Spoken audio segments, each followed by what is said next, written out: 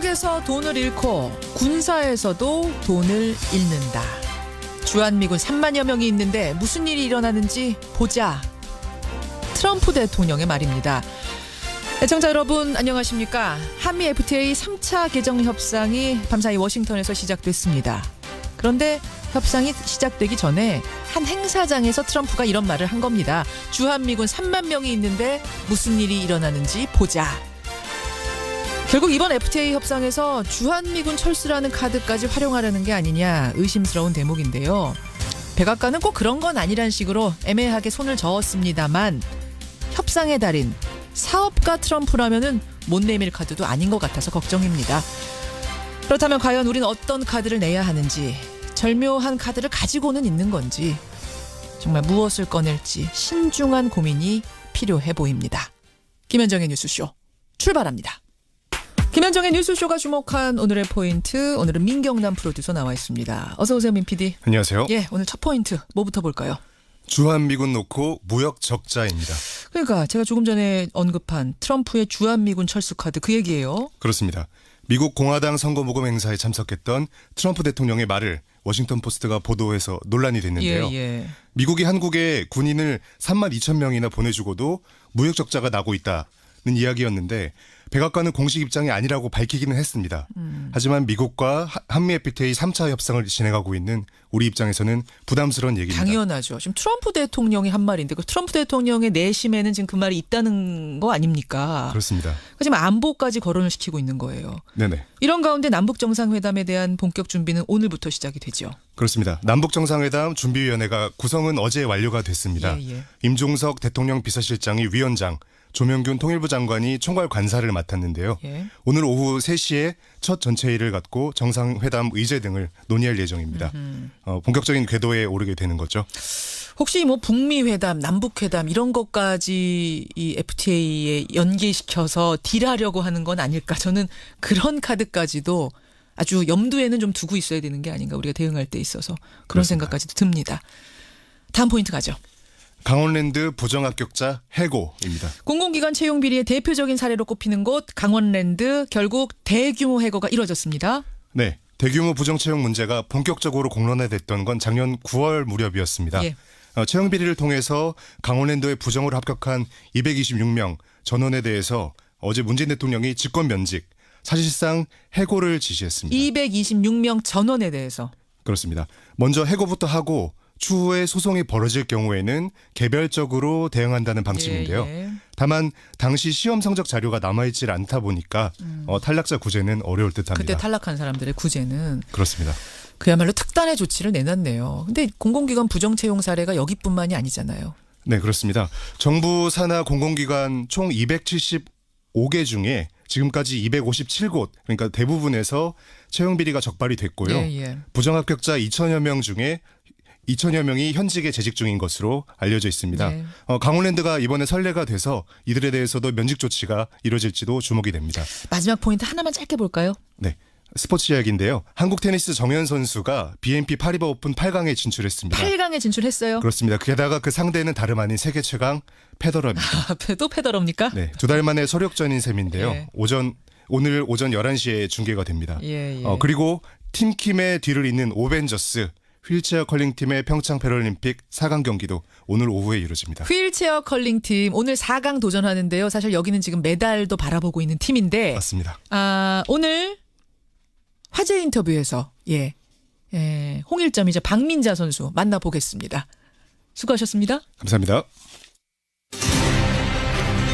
저는 오늘 참담한 심정으로 이 자리에 섰습니다. 국민 여러분께 심려를 끼쳐드려서 대단히 죄송합니다. 이 전 대통령은 긴 시간 조사를 받았지만 혐의 전반에 걸쳐 모르쇠로 일관했습니다. 이명박 전 대통령 지난 수요일 검찰에 소환돼서 장시간 조사를 받고 나왔죠. 검찰이 수사 내용을 토대로 결정적인 증거들, 증언을 제시를 했지만 여전히 MB는 나는 모르는 일이다. 설사 있었다 해도 실무선에서 한 일이다. 라면서 대부분의 혐의를 부인으로 일관했습니다. 특히 핵심 혐의죠. 뇌물죄 부분은 다스가 MB 거, 다스의 소유주가 MB라는 전제에서 시작을 하는데 그 부분에 대해서는 완전히 부정을 했습니다. MB 곁을 지금 지키고 있는 정치인들은 검찰이 확보한 증언은 거짓이다. 혹은 그 참고인들도 잘 몰라서 하는 말이다. 이렇게 주장을 하고 있는데요. 그렇다면 검찰에서 결정적인 증언을 한 사람 중에 한 분, 최동영 전 다스 경리팀장은 어떻게 답하실까요? 다스에서 8년 동안 일했던 분입니다. 최동영 전 다스 경리팀장 만나보겠습니다. 최 선생님 안녕하세요. 예, 안녕하십니까. 예, 8년간 근무하셨어요. 예, 그렇습니다. 기간이 언제부터 언제까지죠? 2001년 1월 10일부터 2008년 4월 17일까지 근무를 했었습니다. 예. 경리팀장이라면은 그럼 다스의 자금 회계 이런 걸 다 담당한 어떤 회계의 실무 책임자 이렇게 보면 됩니까? 예, 그렇게 보시면 될 것 그렇죠. 같습니다. 이번에 검찰 가서 참고인 진술하고 오셨죠? 예, 했었습니다. 예. 최동영 팀장님뿐 아니라 김백준 전 청와대 총무기획관, 김희중 전 비서실장, 김성우 전 다스 대표 이런 분들이 다 가서 증언한 거죠? 예, 그렇게 알고 있어요. 예. 가서는 뭐라고 말씀하셨습니까? 중앙지검에 가서는 그 실소유 관련해서 예. 제가 그동안 보고 겪었던 MB가 실소유라는 여러 가지 정황들을 예. 제가 말씀을 드렸었죠. 실소유라고 생각할 수밖에 없었던 정황들을 증언하고 오셨다. 이렇게 말씀하셨어요. 예. 그때 조사받을 때 분위기는 최 팀장님 말고도 다른 분들도 다 실소유주 부분에 대해서 MB 거라고 증언한 것들을 많이 갖고 있던가요? 증거나 증언들을? 그럼요. 저도 많이 놀랐었죠. 그 당시에. 그 초창기인데도 예. 그 많은 자료들을 확보하고 있었습니다. 예를 들면 어떤 게 기억나세요? 에이킹 건프에 대해서도 알고 있었어요. 삼성이 소송비를 대납해줬죠. 미국의 그 다스 소송비를. 그때 법률 대리인 로펌이 에이킹 건프인데 예. 거기에 대해서 이미 그때도 1월에도 알고 있었어요. 직접 삼성이라는 말은 이제 검찰 측에서 언급을 안 했지만은 예. 그 에이킹 건프를 저한테 물었었어요. 그쪽도 이미 뭔가 심증을 굳히고 있었던 상태군요. 네, 그렇게 들여다보고 있었던. 예. 예. 결정적으로 다스는 MB 거라고 확신하신 계기는 언제입니까? 2008년 특검 마지막 시기에 예. 이상은 씨 그 아들하고 제가 그 MB를 안가에서 한번 뵌 적이 있거든요. 예. 셋이서. 이동형 씨하고.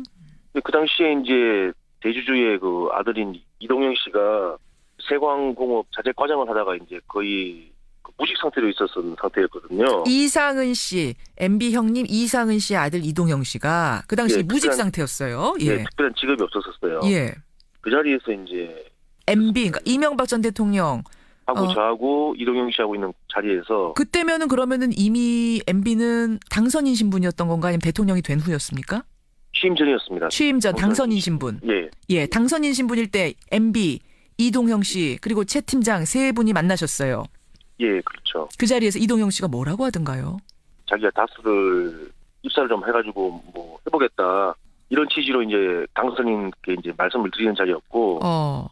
그 얘기를 듣고 이제 네가 가서 이제 좀 해봐라, 잘해봐라, 이렇게 이제 말씀을 하신 그때가 이제 심정적으로 MB 회사가 맞구나 딱 느꼈었죠. 네가 가서 그럼 잘 다스를 해봐라. 예.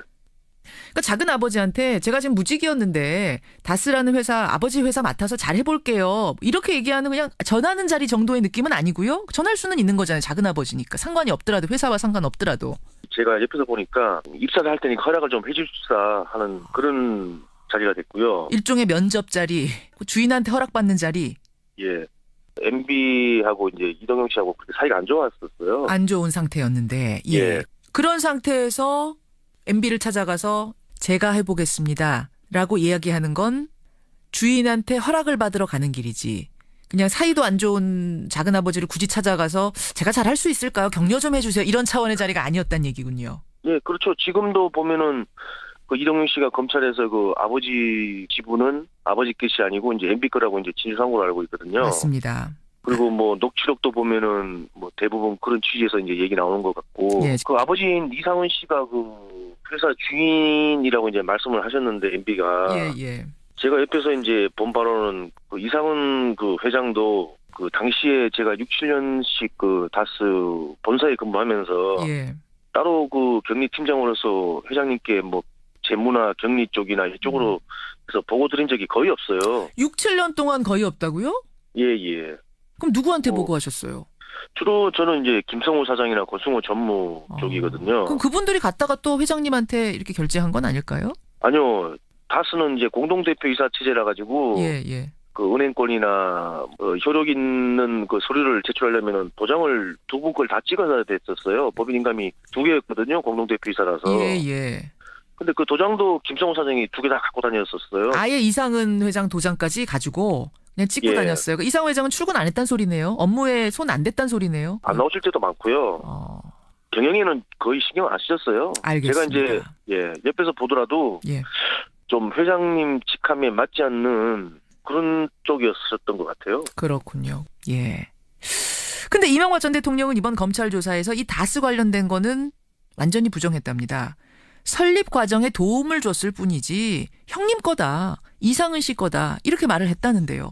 저는 그렇게 보진 않고요. 그 당시에 또 이제 그 이상은 회장이 직접 얘기한 게 있는데 저한테 뭡니까?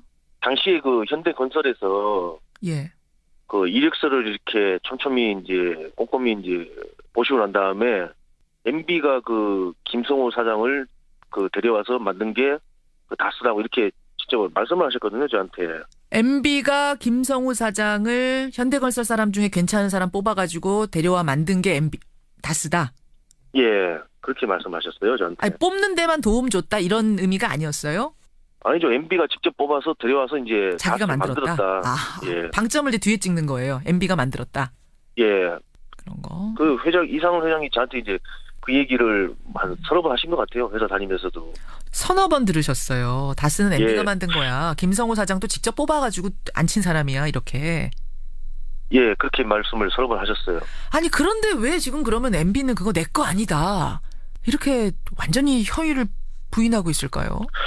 그래서 제가 생각하기에는 이제 다스가 이제 MB 소유가 되면은 그 자회사였던 홍은프레닝 은평 뉴타운 지정에서 이제 건설했던 그런 그 내부 정보를 이용해서 그 수익을 얻었던 그것도 문제가 좀 될 것 같고요.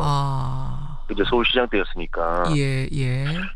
는 이제 모든 게 시작점은 다스로부터 시작되는 거잖아요. 그렇죠. 지금 핵심 죄인 뇌물죄, 뇌물 혐의는 다스가 MB 거다라는 거에 기초해서 나온 혐의들이거든요. 문제가 되니까 다스는 이제 본인 게 아니다 하고 이제 부인하시는 것 같아요.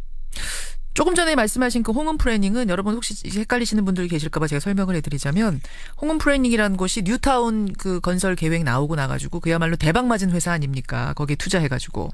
그렇죠. 예. 다스가 이제 그 직접 투자를 못하니까 서울에 있는 그 부동산 개발회사 그렇죠. 그 5천만 원을 인수해가지고 이제 시작된 거죠. 그렇죠. 그게 이제 홍은프레닝이 결국은 다스랑 연관된 회사인데 홍은프레닝이 어떻게 뉴타운 그 정보를 미리 알아가지고 그렇게 대박을 냈겠느냐? 결국은 이명박 전 대통령을 통해서 정보가 미리 새나간 거 아니냐? 이 얘기까지 확산될 거란 얘기군요. 그렇죠. 예. 알겠습니다. 이런저런 것이 다 걸리다 보니까 결국 MB는 지금 뻔한 거짓말을 하고 있는 게 아니냐 이 말씀이세요. 예, 그렇습니다. 그런데 현재 MB 곁을 지키고 있는 측근들 사이에선 어떤 말이 나오냐면 어제 이재호 전 의원이 저희 뉴스쇼 출연해서 그러셨습니다만 검찰이 표적 수사하는 거다. 왜냐? 증거가 없지 않느냐. 다스에서 일했던 직원들, 뭐 청와대 참모들 다 증언하고 있지만 그분들은 잘 몰라서 그렇게 얘기하는 거다. 그거 어떻게 믿느냐. 이러시더라고요. 예. 다시 되묻고 싶어요. 이거 이재호 의원한테요. 뭐라고요? 도대체 당신은 그러면 다스에 대해서 뭘 알고 있느냐. 뭘 알고 있는데 다른 여러 사람들이 증언을 하고 있는 거에 대해서 아니라고 얘기를 하는 건지. 그리고 저 개인적으로는 그 MB가 그 측근한테도 아니라고 그 거짓말을 할 것 같아요. 측근들한테도? 예, 그럴 것 같아요. 지금 들리는 얘기로는 이명박 전 대통령, 그러니까 MB 측 변호사들한테도 정확한 것들을 얘기해 주지 않아서 지금 변호사들이 좀 당황하고 있다. 뭐 이런 이야기들이 들리긴 합니다. 아마 그러실 것 같아요. 제 생각에도.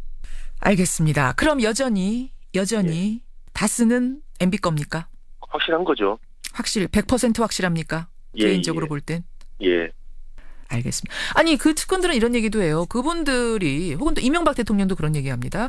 나한테 떠넘기는 건 자신들의 죄를 경감받기 위해서 검찰에서 그렇게 진술한 거 아니겠느냐. 이렇게 이명박 대통령이 말했답니다. 검찰에다가. 그 사실을 말씀드렸다는 그거를 MB가 부인한다는 건 좀 그렇고요. 무슨 그분들 아무 죄도 없는데 경감받기 위해서 그랬다는 건 말도 안 된다. 그럼요. 저 같은 경우도 마찬가지죠. 예. 제가 무슨 죄를 진 것도 아닌데 그렇죠. 그 당시 다스 있으면서 보고 겪었던 여러 가지 이제 그 사실 정황들을 검찰에 진술을 했는데 아니라고 얘기하면은 예. 뭐 일단 부인을 할 수 있겠죠. 검찰 측에다가. 예. 알겠습니다. 예. 무슨 죄가 있어서 우리가 경감받으려고 그런 거짓말을 하느냐. 그냥 보고 들은 대로 아는 대로 얘기한 거다. 이 말씀이세요.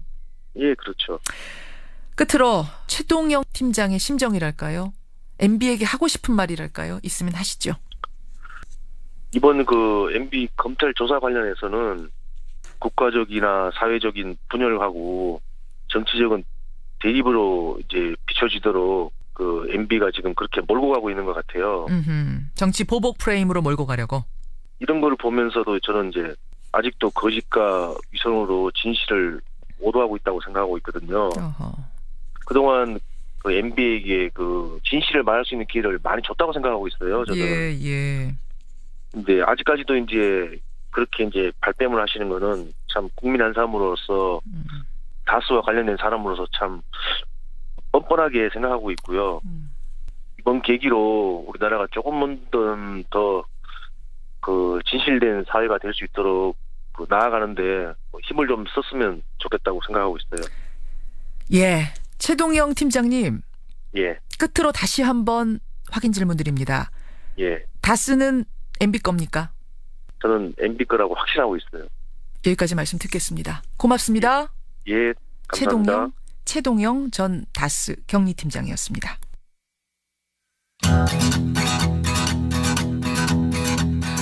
평론가 김성환 씨 나오셨습니다. 어서 오십시오. 네, 안녕하세요. 어제 이재호 전 의원 인터뷰 들으셨어요? 가면서? 네, 들었어요. 엄청난 화제, 하루 종일 화제. 화제가 되게 말씀하시더라고요. 지금 아침까지도 화제. 그러니까 최동영 팀장도 들으신 거예요, 그거를. 네. 듣고. 아니 나만 그렇게 얘기했으면 또 모르는데 지금 일제히 다 참고인들이 다 쓴 MB 거라고 얘기하고 있는 그 상황에서 이 전 의원은 얼마나 아쉽길래 그렇게 우리가 다 몰라서 그렇다고 얘기하십니까? 서운한 거예요. 이게 상황이 다스가 무슨 신앙도 아니고요.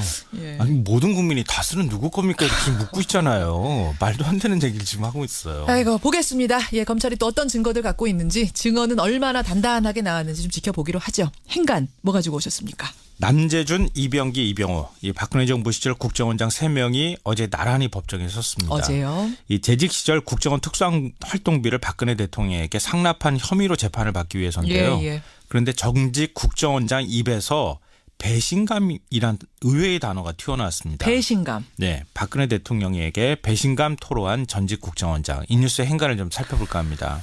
이게 그러니까 대통령의 최측근 국정원장, 특활비까지 갖다 바쳤던 국정원장 입에서 나온 말이라고는 믿을 수 없을 정도더라고요. 저도 정말 이런 단어를 사용했나 이렇게 생각이 들 정도였는데요. 예. 국정원장은 정보기관의 수장이잖아요. 그럼요. 그만큼 중량감 있는 인사가 임명이 되고요. 그 누구보다 입이 무거워야 하는 사람들입니다. 그런데 그런 국정원장 입에서 배신감이란 말이 나왔다. 그것도 자신이 모셨던 대통령에 대해서 그렇죠. 배신감이란 단어가 나왔다. 네. 이건 보통 일이 아니란 거죠. 맞습니다. 그 주인공은 이병기 전 원장인데요. 예. 이 푸른색 수의를 입고 재판정에 나와서 특활비를 상납한 이유를 이렇게 말했습니다. 제대로 된 국가 운영을 위해 쓰였으면 하는 기대가 있었기 때문인데 기대와 반대로 된 것에 대해 안타깝게 생각하고 심지어 배신감까지 느낄 정도였다. 그러니까 내가 상납을 한 건 맞지만 네. 국가 운영을 위해서 보태 쓰십시오라고 한 거지. 네, 그런 취지였는데. 이렇게 미용하고 뭐하고 이렇게 쓸 줄은 몰랐다. 맞습니다. 이 얘기를 하고 싶어요. 그래서 배신감을 느꼈다는 거예요. 네. 이병호 전 원장은 내가 아닌 다른 사람이 원장이었더라도 이 자리에 섰을 거다. 그러면서 제도적으로 뭔가 문제가 있는 것이다. 이렇게 제도 탓을 했고요. 남재준 전 원장은요? 입을 굳게 닫았습니다. 남재준 원장은 네. 자 배신감 토로하고 제도 탓하고 입을 닫고 전직 국정원장들 어제 재판정에서의 모습들 행간 들어가 보죠. 첫 번째 행간은 언뜻 그럴듯해 보이지만 말이 안 되는 말이다입니다. 말이 안 되는 말이요? 네. 이병기 전 원장 말 뭐 언뜻 들으면 그럴 수 있겠다 싶습니다. 예. 박근혜 전 대통령이 특활비 좀 가져오라고 했더니 예. 국가 운영을 위해서 쓰겠거니 믿었다는 거 아니에요? 그렇죠. 알고 봤더니 미용시술에 썼더라. 진짜 배신감 느꼈다. 정말 이 말이 맞을까요? 이 말을 이병기 원장이 했다는 점에서 저는 말이 안 된다고 생각합니다. 왜 그렇습니까? 왜냐하면요. 2014년 7월 국정원장에 발탁이 됐어요. 예. 원래 외교관 출신이잖아요. 맞습니다. 이때부터 특활비를 자기 스스로가 상납을 했습니다. 그런데 이듬해 3월 대통령 비서실장 자리까지 올랐어요. 예. 한마디로 돈을 상납하던 자리에서 돈을 상납받는 자리까지 올라갔다는 얘기입니다. 그러네요. 그러니까 이 전 원장이 비서실장 시절에 박근혜 대통령이 이병호 원장한테 돈을 받았거든요. 예. 그렇다면 최소한 대통령한테 상납된 돈이 국정원이 상납한다는 사실도 알고 있었을 거고 어디에 쓰였는지 최소한 눈치는 채고 있었을 거라는 얘기입니다. 그러니까 뒤늦게 배신감 얘기를 한 것은 나는 사실은 몰랐습니다. 사법 처리 받지 않기 위한 전략이라고 봐야 된다는 자기 거죠. 보호책 아니냐. 네, 맞습니다. 전략적으로 나온 단어 아니냐라는 생각이 드셨다는 네. 말씀. 그래요. 두 번째 행간은요. 두 번째 행간은 그럴듯한 모범 답안이 나왔다입니다. 모범 답안이 나왔다? 사실 이 특활비 문제는 지금 이명박 대통령도 걸린 문제잖아요. 네, 그렇죠. 거기에 답안이 나왔다고 생각하세요? 맞습니다. 박근혜 전 대통령 뇌물 재판은 지금 보이콧하고 있으면서 특활비 재판에는 또 응하고 있잖아요. 예. 이른바 호위무사로 불리는 유영하 변호사를 선임해서 재판에 대비하고 있습니다. 맞습니다. 그럼 박 전 대통령은 재판에서 뭐라고 주장할까요? 저는 이명박 전 대통령이 아주 그럴듯한 모범 답안을 내놨다고 생각합니다. MB가 모범 답안을 내놨다고요? 네. 어떤 거요? 검찰 조사에서 17억 5천만 원 특활비 받았다는 거 혐의 추궁받지 않았습니까? 예. 나는 모릅니다. 측근들이 받아서 난 잘 모릅니다. 이렇게 얘기하다가 딱 1억 원 받았다고 인정했습니다. 김희중 전 부속실장, 가장 가까운 비서실장 네. 출신 아닙니까? 김희중 실장이 김윤옥 여사한테 전달했다고 증언한 10만 달러, 1억 원. 딱 그것만 인정했다 그러죠. 나라를 위해서 썼다 이렇게 얘기했는데요. 나라를 위해서 썼고 김윤옥 여사한테 준 게 아니라 내가 받았다 또 이렇게 얘기했어요. 네. 네. 어디에 썼는지는 함구했습니다. 대북 공작비다라고 이제 두루뭉술하게 얘기를 했다라고 하죠. 그러니까 이게 이렇게 되는 거예요. 다 부인하다가 도저히 부인할 수 없는 돈이 나올 경우에는 내가 나라를 위해서 썼습니다. 그런데 구체적으로 어디에 썼는지는 말 못하겠습니다. 이런 식의 전략을 썼다는 건데요. 그러니까 박근혜 전 대통령도 비슷한 얘기를 할 가능성이 높다 이런 얘기입니다. 그렇게 보시는군요. 마지막 행간은 뭡니까? 마지막 세 번째 행간은 이제 엉터리 나라를 바꿔야 할 때다입니다. 어떻게요? 이 엉터리라는 표현은 제가 쓴 거 아닙니다. 어제 거예요? 재판에서 이병호 전 원장이 얘기한 거예요. 대한민국이 얼마나 엉터리 나라면 국정원장이 대통령에게 뇌물을 바치는 나라겠느냐 이렇게 얘기했어요. 이병호 원장이. 예. 국정원장 할 때 좀 엉터리 나라 좀 바꿔보시지 이렇게 얘기하고 싶은데요. 막 한편으로 생각하면 맞는 말이기도 합니다. 이명박 박근혜 정부 시절 국정원장 5명이 지금 줄줄이 재판을 받아야 되는 상황이거든요. 그렇죠. 아니 세계 어느 나라 국정원장이 한 명도 아니고 5명씩이나 공작한 것도 아니고 대통령한테 뇌물 바쳐서 구속이 됩니까? 그러게요. 네. 이건 정말 창피한 일이거든요. 이제 국회가 나서서 국정원 예산 결산 감시 좀 하고 견제할 수 있도록 법을 좀 뜯어고쳐야 되지 않을까 싶습니다. 여기까지 오늘의 행간 김성환 씨.